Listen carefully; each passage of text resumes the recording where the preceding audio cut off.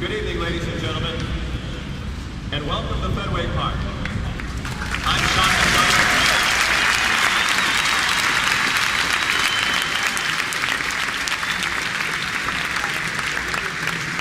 It is my pleasure to welcome all of you to this ongoing celebration of the life of an American hero, the great Ted Williams.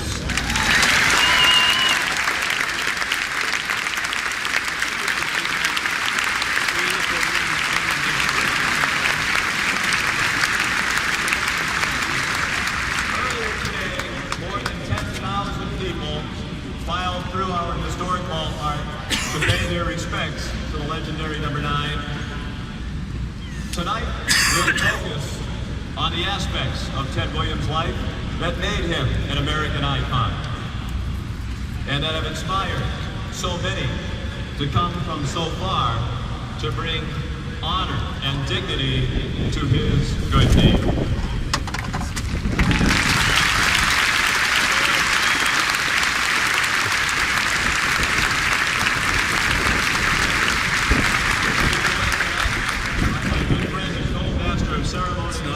The noted baseball expert and analyst, Peter Gammons.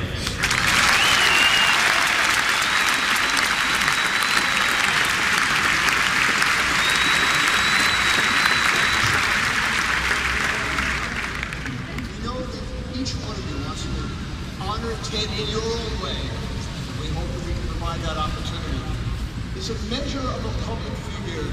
He moved from Boston to Florida with Johnny Pesky and Dominic DiMaggio and spent 3 days visiting with Ted Williams. The relationship that those people have fostered over more than 60 years is an extraordinary thing. And they all seem to sense that even though Dom would get back to see Ted quite often over the winter, and would talk to him virtually every day on the telephone to tell him how the Red Sox were doing, that this would be the last time the three of them would be together again. And from time to time throughout that visit, a big grin would creep across Ted's face, and he would look at the two of them and say, "Gee, it's great to see you guys." Well, I thought that I should do something to justify my own presence among this august group. So I modified a grand old baseball poem to make it about the Red Sox in those glorious days when Dominic DiMaggio batted leadoff, and Johnny Pesky batted second, and Ted Williams batted third.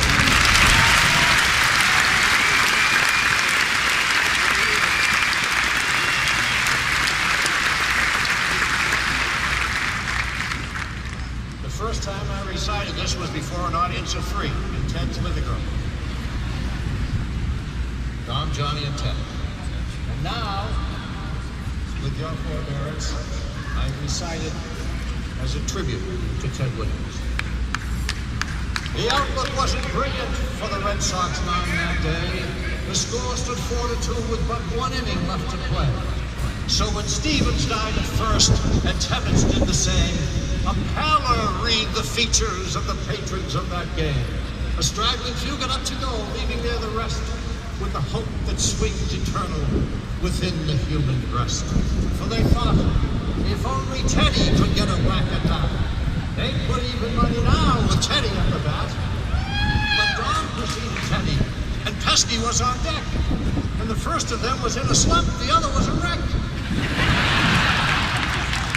So on that stricken multitude a death-like silence sat, for there seemed but little chance of Teddy getting to the bat.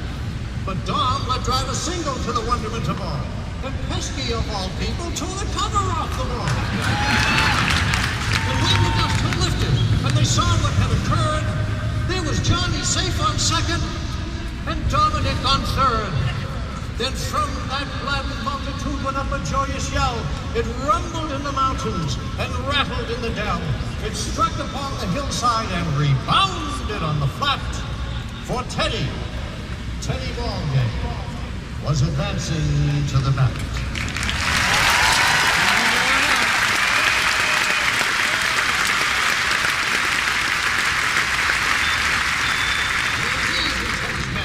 Into his place.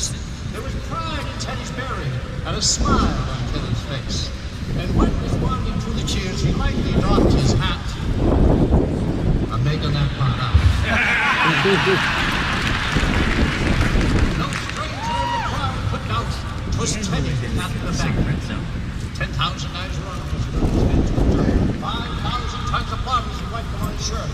Then, when the riding pitcher ground the ball into his hip, defiance gleamed in Teddy's eye, a sneer curled Teddy's lip. And then, the leather-covered sphere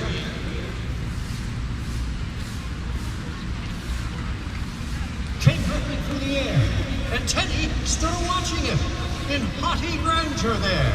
Close by the sturdy batsman the ball, unheeded sped. That ain't my style, said Teddy. Strike one, the umpire said. From the benches black with people went up a muffled roar, like the beating of the storm waves on the stern and distant shore. Kill him! Kill the umpire! Someone shouted on the stand. And it's likely they'd have killed him had not Teddy raised his hand. With a smile of Christian charity, great Teddy's visit showed. He stilled the rising tumult and bade the game go on. He signaled to the pitcher, and once more,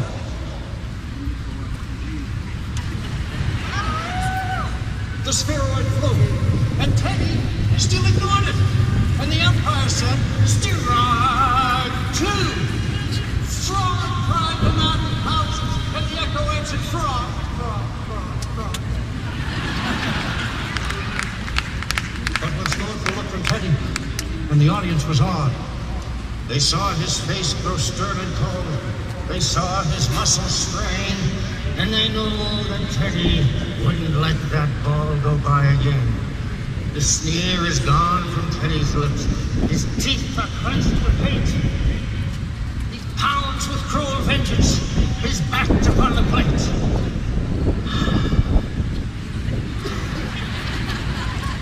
And now, the pitcher holds the ball. And now, he lets it go. And now the air is shattered by the force of Teddy's blow. Oh, somewhere in this land of ours, the sun is shining bright.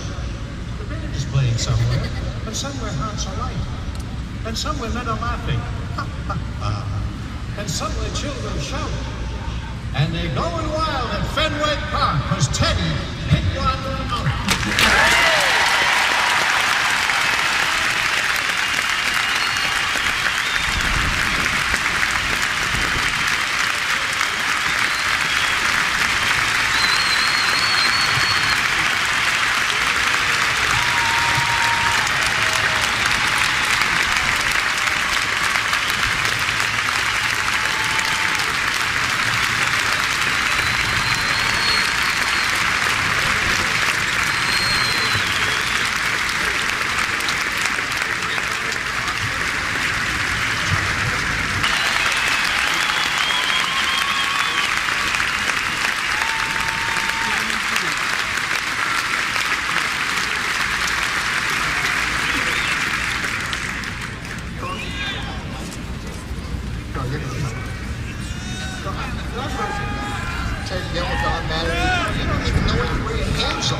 Tony Quinn told me the first time he ever met Ted, They already had 3 batting times.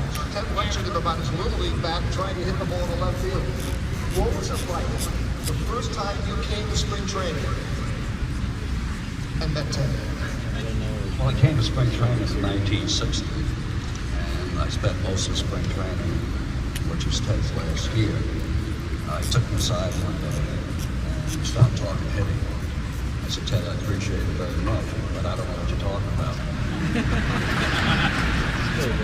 Was it difficult in 1961 walking out there to left field as his successor? Yes, it was.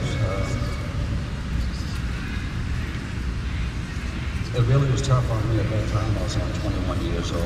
I was replacing the greatest hitter that ever lived. I tried to be like Ted. When I first came up, I hit a ball left center, right center, and I tried to hit home runs. I struggled hitting 230, 240 first half of the season. The one thing he did do, I told Mr. Yorkie, I said, I wish Ted was around. I need some extra hitting. Ted was fishing somewhere in Nova Scotia. I don't know how Mr. Yorkie got a hold of him, but the next day Ted Williams was at the ballpark helped me out.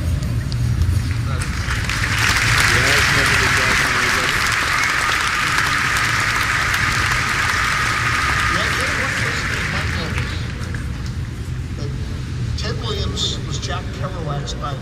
He used to ride the Boston Maine into Boston, go to Fenway Park, because he said, you know something?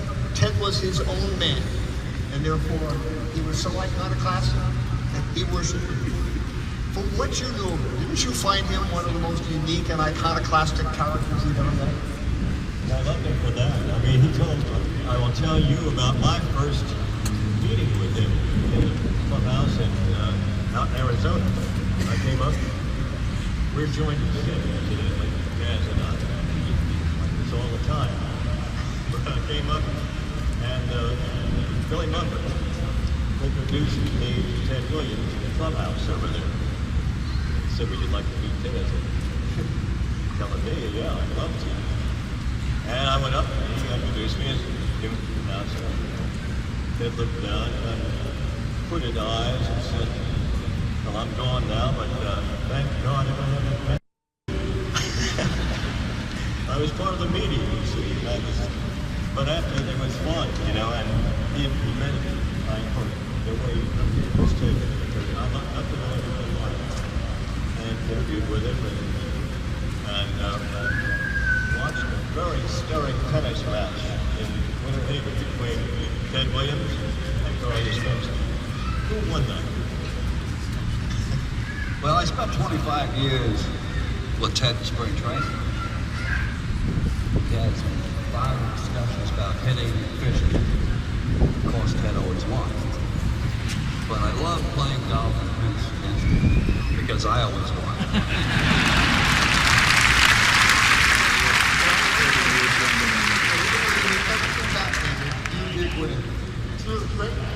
People in baseball history in Boston, Yastrzemski, Ned Martin, thank you very much.